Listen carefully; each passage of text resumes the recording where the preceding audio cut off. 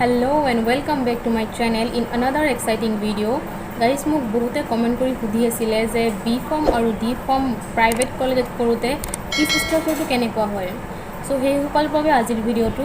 So ফাৰ্ষ্টতে মই D ফাৰ্মৰ কথা আলোচনা কৰোঁ আৰু তাৰ আগতে এটা কথা সব কলেজতে ফিজ ষ্ট্ৰাকচাৰ বেলেগ বেলেগ হয়।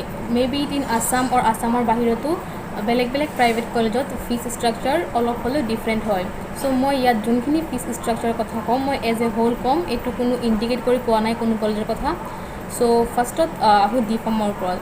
সো ডি ফাৰ্মত বেচিকেলি টোটেল পেকেজটো হয় 2.5 লাখ ইন 2 ইয়াৰ্ছ আৰু তাত এডমিশ্যন ফিজটো 60 to 80,000 হয়, বেলেগ বেলেগ কলেজত ডিফাৰেণ্ট হয়।